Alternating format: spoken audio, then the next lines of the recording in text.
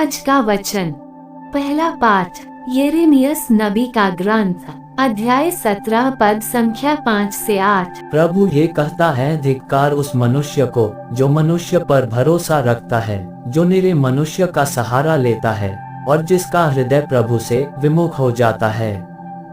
वह मरुभूमि के पौधे के सदृश है जो कभी अच्छे दिन नहीं देखता। वह मरुभूमि के उत्तप्त स्थानों में नुनकी और निर्जन धरती पर रहता है। धन्य है वह मनुष्य जो प्रभु पर भरोसा रखता है, जो प्रभु का सहारा लेता है। वह जल स्रोत के किनारे लगाए हुए वृक्ष का सदृश है, जिसकी जड़ें पानी के पास फैली हुई हैं।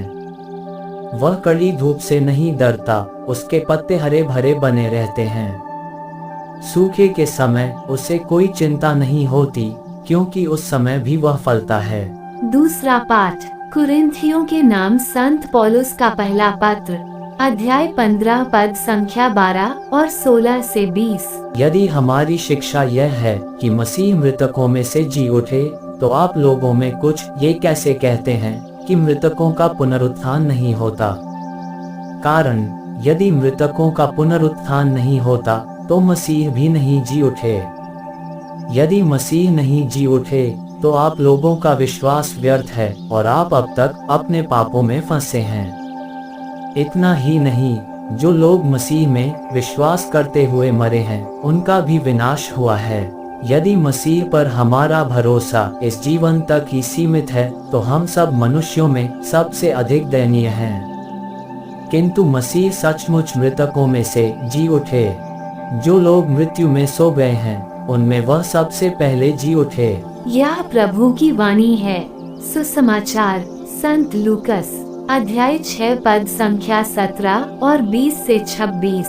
ईसा उनके साथ उतरकर एक मैदान में खड़े हो गए। वहां उनके बहुत से शिष्य थे और समस्त यहूदिया तथा यरूशलेम का और समुद्र के किनारे तीरूस तथा सिदोन का एक विशाल जनसमूह भी था, जो उनका उपदेश सुनने और अपने रोगों से मुक्त होने के लिए आया था। ईसा ने अपने शिष्यों की ओर देखकर कहा, धन्य हो तुम जो दरिद्र हो, स्वर्ग राज्य तुम लोगों का है। धन्य हो तुम जो अभी भूखे हो, तुम तृप्त किए जाओगे। धन्य हो तुम जो अभी रोते हो, तुम हंसोगे। धन्य हो तुम जब मानव पुत्र के कारण लोग तुमसे बैर करेंगे, तुम्हारा बहिष्कार और अपमान करेंगे और तुम्हारा नाम घृणित समझकर निकाल देंगे। उस दिन उल्लसित हो और आनंद मनाओ, क्योंकि स्वर्ग में तुम्हें महान पुरस्कार प्राप्त होगा। उनके पूर्वज नबियों के साथ ऐसा ही किया करते थे।